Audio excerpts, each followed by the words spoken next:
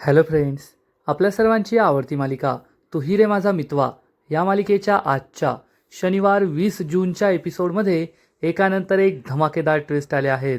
आजचा एपिसोड खरंच खूप भारी होता. मग नेमकं घडलंय तरी काय? तर फ्रेंड्स, आपल्या सगळ्यांना माहिती आहे की सौदामिनी देशमुखने अर्णवकडे 200 कोटी रुपये मागितले आहेत आणि हे 200 कोटी रुपये उभं करणं अर्णवसाठी सोपं काम नाही आहे. ईश्वरीला ही गोष्ट समजली आणि मग ईश्वरीने स्वतःची कंपनी ईश्वरी फॅब्रिक्स, ज्याचं व्हॅल्युएशनसुद्धा 200 कोटी रुपये आहे, ते उभे करायचं ठरवलं. आणि मग ती स्वतः सौदामिनी देशमुखकडे गेली. तिला ऑफर दिली, ही कंपनी मी तुझ्या नावावर करते, तू सात्विक फॅशन सोड. पण सौदामिनीने अर्णवला फोन केला आणि अर्णवचा अपमान केला, ईश्वरीचा अपमान केला. तुम्ही माझ्यासमोर भीक मागताय असं ती बोलली.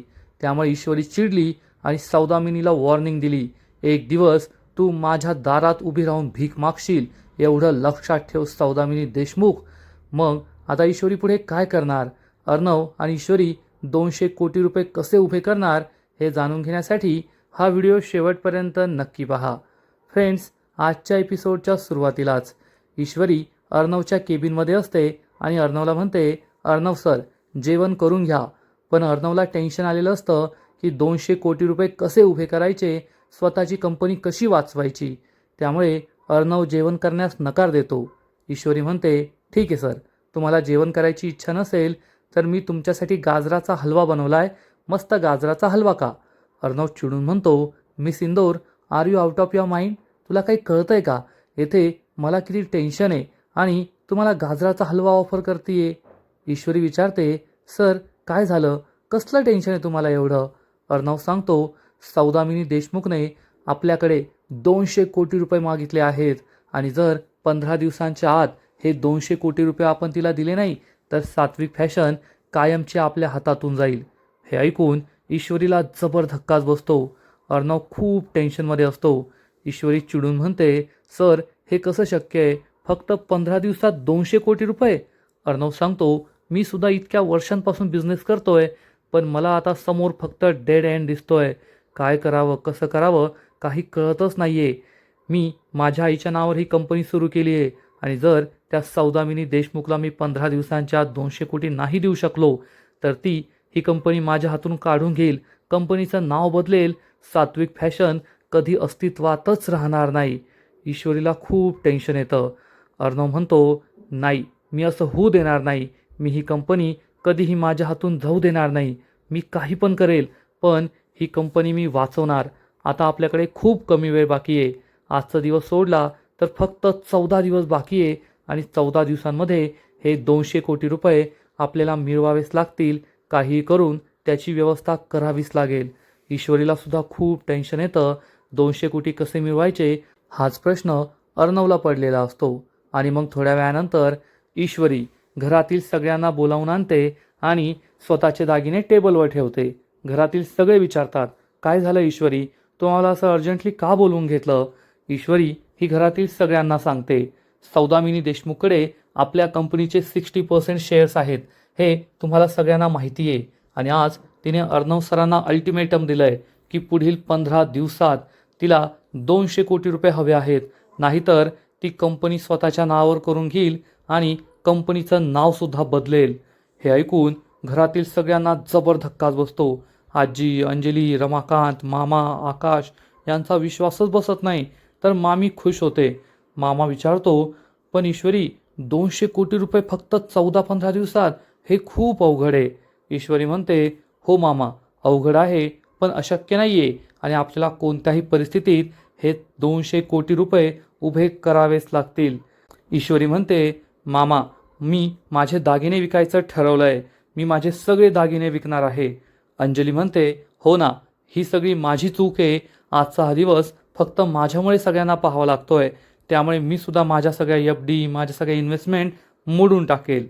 तर आजी म्हणते, माझे सुद्धा दागिने घ्या, मला म्हातारीला कशाला दागिने हवे आहेत, माझे दागिने विकले तर 1-2 कोटी रुपये उभे राहतील. आकाश म्हणतो, आपण आपल्या बाकीच्या कंपन्यांमधून फंड्स उभे करू शकतो.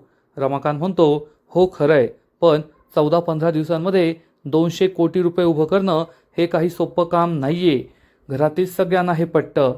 आजी म्हणते, ईश्वरी तू टेन्शन घेऊ नको, अर्णव नक्कीच काहीतरी करत असेल आणि तो हे चॅलेंज म्हणून स्वीकारेल, 200 कोटी रुपये नक्की उभे करेल. ईश्वरी म्हणते, आजी तुमचं खरं आहे, पण शेवटी आपण सुद्धा काहीतरी मदत करायला हवी ना. म्हणूनच मी ठरवलंय की मी माझे दागिने विकणार. कारण ही कंपनी फक्त एक कंपनी नाही आहे, तर अर्णव सरांनी आपल्या आईच्या नावाने सुरू केलेली एक चळवळ आहे, एक बिझनेस आहे आणि हा बिझनेस वाचवण्यासाठी आपण सुद्धा प्रयत्न करायलाच हवे. ईश्वरी ही खूप टेन्शनमध्ये असते. अंजली म्हणते, हो ईश्वरी, मी सुद्धा माझ्या सगळ्या इन्व्हेस्टमेंट देईल, 1 रुपया नाही राहिला माझ्याकडे तरी चालेल, पण ही कंपनी वाचवायचीच. आजी म्हणते, आपण सगळ्यांनी मिळून प्रयत्न केले ना तर हे 200 कोटी रुपये नक्कीच उभे राहतील. मी माझे सगळे दागिने, माझ्या सगळ्या इन्व्हेस्टमेंट, माझ्या सगळ्या FDs देते. मामा हा वल्लरीकडे पाहतो. वल्लरी गप्प बसलेली असते, कारण तिला 200 कोटीत काही द्यायचं नाही आहे, तर 200 कोटीतले 25 कोटी स्वतःला घ्यायचे, 25% स्वतःला घ्यायचे आहेत. मामा हा मामीला विचारतो, वल्लरी तू काहीच का बोलत नाही आहे, शांत का बसली आहे? वल्लरी म्हणते, मी सुद्धा माझे दागिने देईल ना, वेळ आली तर नक्की देईल, पण त्याच्या आधी काही बाकीचे ऑप्शन असतील तर ते पहा. जर पैसे उभे राहिले तर काही टेन्शनच नाही. मामा म्हणतो, माझ्या नावावर एखादी प्रॉपर्टी असती ना तर मी सुद्धा दिली असती, पण हरकत नाही, माझ्या नावावर जेवढ्या FDs आहेत, इन्व्हेस्टमेंट आहे, त्या सगळ्या मी मोडतो. आकाश म्हणतो, आणि डॅड मी सुद्धा माझ्या सगळ्या इन्व्हेस्टमेंट बाहेर काढतो. आपण नम्रतासाठी जे दागिने केले आहेत ना ते सुद्धा मोडून टाकूया. हे ऐकून नम्रताला मोठा धक्काच बसतो. मामा म्हणतो, अरे नाही आकाश, ती नवी नवरी आहे, तिचे दागिने नाही मोडायचे. आकाश म्हणतो, डॅड आता आपल्याला आपली कंपनी वाचवणं जास्त महत्त्वाचं आहे, दागिने काय आपण नंतरसुद्धा करू शकतो. आणि मग नम्रता वल्लरीची सून शोभेल असं बोलते आणि म्हणते, माझे दागिने मोडायचे की नाही हे मी अजून ठरवलेलं नाही आहे, जर गरज पडली तर मोडूया, पण तोपर्यंत बाकीचे ऑप्शन्स पहा. हे ऐकून सगळ्यांना समजतं ही 1 नंबरची बोगस आहे. घरातील सगळ्यांना खूप टेन्शन आलेलं असतं. आणि मग ईश्वरी म्हणते, कुणाला त्याचे दागिने मोडायचे असतील नसतील मोडायचे हा प्रत्येकाचा प्रश्न आहे, पण मी मात्र माझे दागिने मोडणार आहे. मी माझे दागिने ठेवणार नाही, कारण अर्णव सरांची कंपनी वाचवणं जास्त महत्त्वाचं आहे. अर्णव सरांची कंपनी आहे म्हणून हे सगळं घर उभं आहे आणि त्यांना मदत करणं हेच आपलं कर्तव्य आहे. तेवढ्यात आजी ही ईश्वरीला म्हणते, खरंच ईश्वरी, तू एका क्षणाचाही विचार केला नाही, किती मोठ्या मनाची आहेस तू. अंजली म्हणते, हो ना ईश्वरी, खरंच खूप मोठ्या मनाची आहेस तू आणि तुझ्याकडून सगळ्यांनी शिकलं पाहिजे. मामा म्हणतो, ईश्वरी आता हे दागिने विकू नको, घरातील कोणत्या स्त्रियांनी स्वतःचे दागिने विकू नये अशी माझी इच्छा आहे. असं चांगलं दिसत नाही दागिने विकणं, गहाण ठेवणं, त्यामुळे आत्ता कुणीच काही विकू नका. आपण काही दुसरे ऑप्शन्स आहेत का ते पाहूया. वेगळ्या काही सोर्सेसमधून जर पैसे उभे राहिले तर ठीक आहे, नाहीतर पुढचा ऑप्शन आपल्याकडे आहेच. घरातील सगळ्यांना हे पटतं आणि आता पैसे कसे उभे करायचे हाच प्रश्न त्यांना पडतो. ईश्वरी ही आकाशला विचारते, आकाश भाऊजी, माझ्या नावावर जी कंपनी आहे ईश्वरी फॅब्रिक्स, तिचं व्हॅल्युएशन किती असेल? आकाश म्हणतो, मला काही आयडिया नाही आहे, मी ऑडिटरला कॉल करतो आणि व्हॅल्युएशन काढायला सांगतो. ईश्वरी म्हणते, ठीक आहे. मामा म्हणतो, चला मग आपण सुद्धा आपल्या सगळ्या कॉन्टॅक्ट्सला कॉल करूया, कुठून काही पैशाची व्यवस्था होते का ते पाहूया. आजी म्हणते, हो चला चला आता कामाला लागूया. आणि तेवढ्यात नम्रता ईश्वरीचा हात पकडते आणि ईश्वरीला आपल्या रूममध्ये घेऊन जाते. ईश्वरी विचारते, काय ग नमुताई, काय झालं, मला इथे का घेऊन आली आहे? तर नम्रता चिडून म्हणते, ईश्वरी तू तुझे दागिने का विकतीयेस? ईश्वरी म्हणते, का विकतेस म्हणजे? येथे माझ्या नवऱ्याची कंपनी त्याच्या हातातून जातीये, मग मी काय माझे दागिने ठेवून काय करायचं त्यांचं? नम्रता चिडून म्हणते, ईश्वरी तुला आहे ना ही नेहमीचीच सवय लागली आहे सगळ्यांसमोर मोठेपणा करायची. मी या घरासाठी किती करते, काय करते हे दाखवण्याची. तुला स्वतःचे दागिने विकायची काहीच गरज नाही आहे. ईश्वरी चिडून म्हणते, ताई तू काय बोलतीयेस, तुझं तुला तरी कळतंय का? आपल्याला ही कंपनी वाचवायची आहे, ही कंपनी आहे म्हणून हे घर आहे, आपण सगळे आहोत, हे तुला कळत नाही आहे का? तर नम्रता चिडून म्हणते, हा प्रॉब्लेम घरच्या पुरुषांचा आहे, ते पाहून घेतील, आपण बायकांनी काही दागिने विकायची गरज नाही आहे. ईश्वरी चिडून म्हणते, ताई तू कधीपासून असा विचार करायला लागली? अर्णव सरांनी आपल्यासाठी काय काय केलं आहे हे विसरलीस का तू? या घरासाठीच नाही तर आपल्या माहेरसाठी सुद्धा. मग बाबांचा इलाज असेल किंवा मग आपलं ईश्वरी क्लाउड किचन असेल, अर्णव सरांनी नेहमी आपल्याला मदत केली आहे आणि आज त्यांना गरज आहे तर आपण त्यांना मदत करायची नाही का? नम्रता चिडून म्हणते, इशू तुझ्याशी बोलूनच काही फायदा नाहीये, तू कधीच समजून घेणार नाही. असं म्हणून नम्रता तेथून निघून जाते. ईश्वरीला कळतच नाही ही नम्रता अशी का वागतीये. तसं पण नम्रताचा स्वभाव आधीपासूनच खराब आहे आणि वल्लरीची साथ लाभल्यावर ती अजूनच बोगस झाली आहे. शेवटी ढवळ्या शेजारी पवळ्या बांधला, वान नाही तर गुण लागला, अशी नम्रताची गत झाली आहे. पण नम्रताचं हे वागणं ईश्वरीला खूप वाईट वाटतं की नम्रता अशी का वागते. थोड्या वेळानंतर ईश्वरी आकाशजवळ येते आणि आकाशला विचारते, आकाश भाऊजी, ईश्वरी फॅब्रिकचं व्हॅल्युएशन कळलं का? आकाश सांगतो, ऑडिटरने आत्ताच ती फाईल पाठवली आहे, चेक करून घे. ईश्वरी ही फाईल पाहते आणि ईश्वरीला खूप आनंद होतो. ईश्वरी मनात काहीतरी विचार करते आणि तेथून बाहेर निघते. तर मामा विचारतो, ईश्वरी कुठे चालली आहेस? ईश्वरी सांगते, मामा एक आयडिया सुचली आहे, मी येते. मामा म्हणतो सांभाळून आणि ईश्वरी घरातून बाहेर पडते.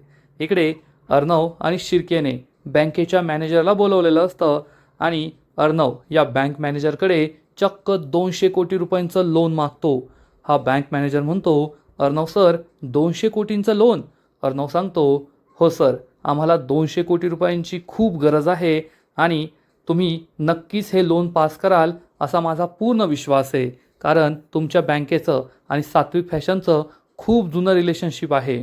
तर हा बँक मॅनेजर म्हणतो, अर्णव सर तुम्ही बरोबर बोलताय, परंतु 200 कोटी रुपये ही काही छोटी रक्कम नाही आहे आणि एवढं मोठं लोन देणं हे बँकेसाठी सुद्धा खूप जड जाईल.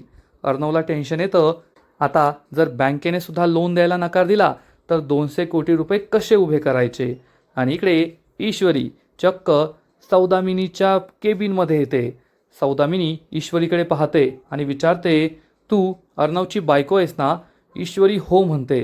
सौदामिनी विचारते, तू येथे कशासाठी आली आहे? तर ईश्वरी तिला सांगते, तुम्ही सात्विक फॅशनची किंमत फक्त 200 कोटी रुपये लावली आहे आणि 15 दिवसांच्या आत अर्णव सरांकडे हे पैसे दे मागितले आहेत, नाहीतर तुम्ही सात्विक फॅशन स्वतःच्या नावावर करून घ्याल, सात्विक फॅशनचं नाव बदलाल अशी धमकीसुद्धा दिली आहे ना. आणि मी तुम्हाला एक ऑफर द्यायला आली आहे, माझ्याकडे तुमच्यासाठी एक प्रपोजल आहे. सौदामिनी ईश्वरीकडे पाहते आणि ईश्वरी तिला एक ऑडिटची फाईल देते आणि सांगते, ईश्वरी फॅब्रिक्स ही कंपनी माझ्या नावावर आहे, मी त्या कंपनीची मालकीने आणि या कंपनीचं व्हॅल्युएशन 200 कोटी रुपये आहे. ही कंपनी मी तुमच्या नावावर करायला तयार आहे. ही कंपनी तुमच्या नावावर करून घ्या आणि सात्विक फॅशनवरचा दावा सोडा, 60% शेअर अर्णव सरांना परत करा. सौदामिनीला खूप राग येतो आणि मग सौदामिनी ही फाईल चेक करते आणि ईश्वरीकडे पाहते. सौदामिनीच्या डोक्यामध्ये एक प्लॅन आलेला असतो, पण ईश्वरीला फुल कॉन्फिडन्स असतो की सौदामिनी ही कंपनी स्वतःच्या नावावर करून घेईल आणि सात्विक फॅशनवरचा दावा ती नक्की सोडणार. तर इकडे बँकेचा मॅनेजर अर्णवला सांगतो, अर्णव सर तुम्हाला राग येणार नसेल तर तुम्हाला एक गोष्ट सांगायची आहे. अर्णव म्हणतो, बोला ना. बँक मॅनेजर सांगतो, तुमच्या कंपनीबद्दल, सात्विक फॅशनबद्दल सध्या मार्केटमध्ये खूप निगेटिव्ह न्यूज आहेत आणि लोक काहीबाही बोलत आहे.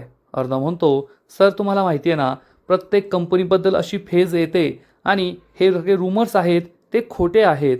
बँक मॅनेजर सांगतो, तुमचं बरोबर आहे, पण आता काही दिवसांपूर्वीच तुम्ही स्वतःहून 50 कोटींचं लोन कॅन्सल करायला सांगितलं होतं आणि आता तुम्ही स्वतःच 200 कोटी रुपयांचं लोन मागताय. त्यामुळे बँक या परिस्थितीत तुम्हाला 200 कोटी रुपयांचं लोन नाही देऊ शकत, हे शक्य नाही होणार, माफ करा. अर्णव म्हणतो, नाही काही प्रॉब्लेम नाही आहे आणि हा बँक मॅनेजर तेथून निघून जातो.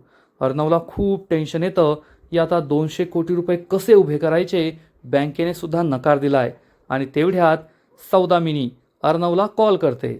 अर्णव फोन उचलतो आणि विचारतो, काय मिसेस देशमुख, मी खूप बिझी आहे, तुम्ही का फोन केला आहे?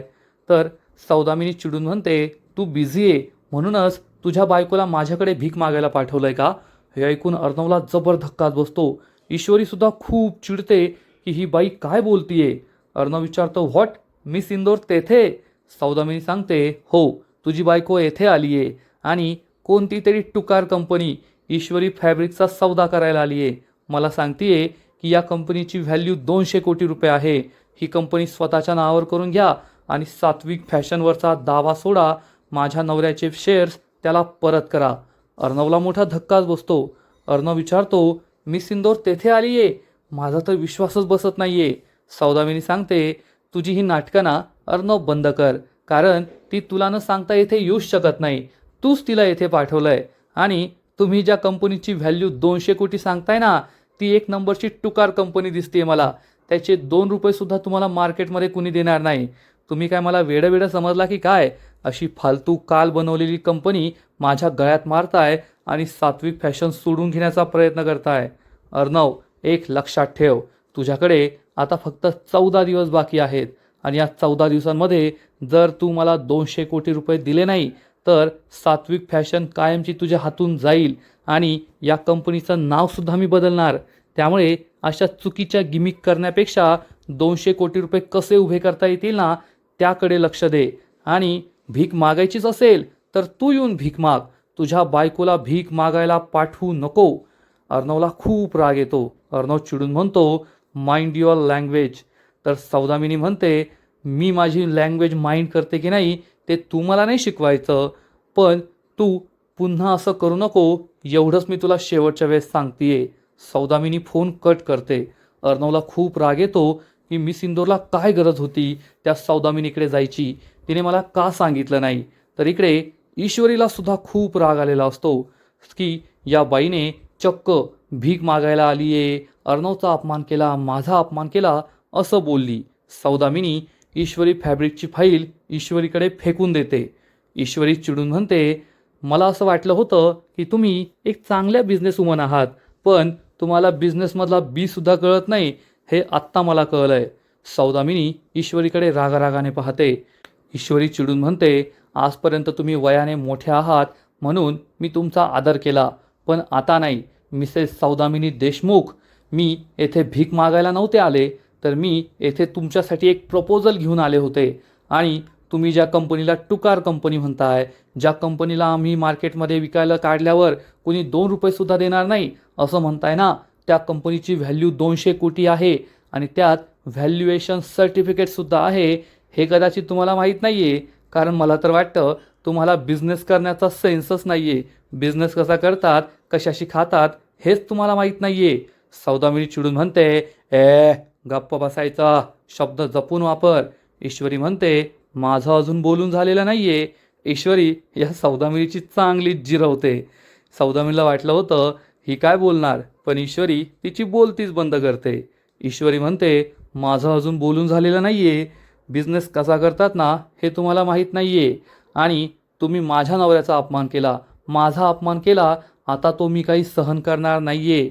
एक लक्षात ठेवा, आम्ही 15 दिवसांच्या आत तुमच्या तोंडावर ते 200 कोटी रुपये फेकून मारणार आणि सात्विक फॅशन्स परत मिळवणार. आणि काय म्हणालात तुम्ही, मी येथे भीक मागायला आली आहे? मी ईश्वरी अर्णव राजे शिर्के तुम्हाला चॅलेंज देते. लवकरच तुम्ही माझ्या दारात भिकेचा वाडगा घेऊन उभ्या राहाल, पण तुम्हाला कुणी भीकसुद्धा देणार नाही, एवढं लक्षात ठेवा. सौदामिनीला खूप राग येतो. सौदामिनी चिडून म्हणते, तू जास्तच बोलतीये, एवढं लक्षात ठेव, हे तुला खूप महागात पडेल. ईश्वरी उत्तर देते, स्वस्तातल्या गोष्टी मला आवडतसुद्धा नाही. आणि एक लक्षात ठेवायचं, सात्विक फॅशन आम्ही मिळून राहणारच. तुम्ही अर्णव सरांना आणि मला चॅलेंज केलं आहे ना, नाही तुम्हाला भीक मागायला लावली ना तर मी स्वतःचं नाव सांगणार नाही, ईश्वरी अर्णव राजे शिर्के असं म्हणून ईश्वरी या सौदामिनीला बोट दाखवते, डोळे दाखवते आणि तेथून निघून जाते. सौदामिनी जोरात ओरडते, गेट आउट. ईश्वरी तेथून निघून जाते. सौदामिनीला खूप राग आलेला असतो. ही कालची आलेली पोरगी जरा जास्तच बोलतीये, हिचे पंख आता छाटावेच लागतील. ईश्वरी अर्णवच्या केबिनमध्ये येते. अर्णव तिच्यावर चिडतो आणि तिला जाब विचारतो, मिस इंदोर, तुला त्या मिसेस देशमुखकडे जाण्याची काय गरज होती? तू तेथे का गेलीस? ईश्वरी म्हणते, काय गरज होती म्हणजे? सर, ही कंपनी फक्त तुमच्या एकट्याची नाही आहे. या कंपनीला वाचवण्यासाठी मी सुद्धा प्रयत्न करू शकते ना. आणि आपल्याला सात्विक फॅशन वाचवणं जास्त महत्त्वाचं आहे सर. ईश्वरी फॅब्रिक आपण आत्ता सुरू केलेली कंपनी आहे आणि जर ती कंपनी विकून आपण सात्विक फॅशन वाचू शकतो तर काय हरकत आहे? अर्णवला सुद्धा हे पटतं. ईश्वरी अर्णवला समजावून सांगते, सर, ही फक्त एक कंपनी नाही आहे, तर ही तुमची आई आहे आणि या कंपनीत तुमच्या आईचं अस्तित्व जाणवतं. फक्त तुमच्या आईच्या नावाने सुरू केलेली कंपनी म्हणून आपण तिला वाचवत नाही आहे. तर या कंपनीमध्ये अर्णव राजे शिर्केने आपला घाम, आपलं रक्त सगळं काही पणाला लावलं आहे आणि या कंपनीला इतकं मोठं केलं आहे. त्यामुळे ही कंपनी वाचवण्यासाठी मी काहीही करू शकते. त्यामुळेच मी ते प्रपोजल घेऊन गेले होते. हा, सौदामिनी देशमुख असा अपमान करेल ते मला वाटलं नव्हतं, पण ती तशीच आहे आणि आपण आपली कंपनी मिळवायची आहे. अर्णव म्हणतो, ठीक आहे. ईश्वरी विचारते, बँकेच्या मॅनेजरबरोबर तुमची मीटिंग होती ना, काय झालं? अर्णव सांगतो, बँकेने लोन डिक्लाईन केलं आहे. आपल्याला 200 कोटींचं लोन मिळणार नाही आहे. ईश्वरीला मोठा धक्काच बसतो. ईश्वरी विचारते, सर आता काय करायचं? अर्णव तिला सांगतो, मला सुद्धा खूप टेन्शन आलं आहे. 14-15 दिवसांमध्ये 200 कोटी रुपये उभं करणं हे काही सोपं काम नाही आहे. बँकेने नकार दिला आहे. आता आपल्याला हे पैसे उभे करावेच लागतील. ईश्वरीला सुद्धा खूप टेन्शन येतं. अर्णव सात्विक फॅशनच्या लोगोकडे पाहतो. काही करून मला माझी कंपनी वाचवायची आहे असं त्याने ठरवलेलं असतं. आणि मग ईश्वरी आणि अर्णव हे दोघेही घरी जायला निघतात. त्यांची गाडी रस्त्यावर पार्क असते, पण अर्णवची घरी जायची इच्छाच नसते. अर्णव हा गाडीजवळच थांबतो. ईश्वरीला समजतं की अर्णव खूप टेन्शनमध्ये आहे. ईश्वरी अर्णवजवळ येते आणि विचारते, काय झालं सर? अर्णव म्हणतो, मला कळतच नाही आहे पैसे कसे उभे करायचे. 200 कोटी रुपये उभे करायचे असतील, नक्कीच काहीतरी करावं लागेल.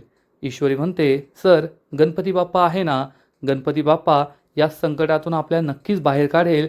तुम्ही टेन्शन घेऊ नका. तुम्ही असं समजा की सध्या तुमची एक परीक्षा सुरू आहे आणि या परीक्षेत तुम्हाला उत्तीर्ण व्हायचं आहे, पास व्हायचं आहे. पण जेव्हा तुम्ही या परीक्षेत पास व्हाल ना, तेव्हा सगळं काही ठीक होईल आणि गणूबाप्पा आपल्याला नक्कीच मदत करेल. आणि त्याच वेळेस एक टेम्पो त्यांच्या समोरून जातो आणि या टेम्पोचा मागचा दरवाजा उघडतो आणि त्यात काही बॉक्सेस ठेवलेले असतात. या बॉक्समध्ये काही पॅम्पलेट्स असतात. हे पॅम्पलेट्स हवेत उडतात ईश्वरी आणि अर्णवच्या अंगावर आणि ही गाडी थांबते. या गाडीतला ड्रायव्हर उतरतो आणि हे सगळे पॅम्पलेट्स गोळा करतो. पण त्यातील काही पॅम्पलेट्स ईश्वरी आणि अर्णवजवळ उडून येतात. ईश्वरी हे पॅम्पलेट वाचते, तर त्यात लिहिलेलं असतं की भारतातील बिझनेस कंपनीसाठी मोठी संधी, स्टार ग्लोब प्रस्तुत F&F फूड अँड फॅशन विजेत्याला मिळणार 1 बिलियनची इन्व्हेस्टमेंट आणि आंतरराष्ट्रीय पातळीवर बिझनेस ओपनिंगची संधी. अर्णवसुद्धा हे वाचतो. ईश्वरी म्हणते, सर भेटला मार्ग. इतकी मोठी कॉम्पिटिशन, 1 बिलियनची इन्व्हेस्टमेंट, आपल्याला मार्ग भेटला. आपण यातून पैसे उभे करू शकतो. अर्णवला सुद्धा हे खूप भारी वाटतं. ईश्वरी म्हणते, सर म्हणजे आता आपण ही कॉम्पिटिशनमध्ये भाग घ्यायचा, ही कॉम्पिटिशन जिंकायची.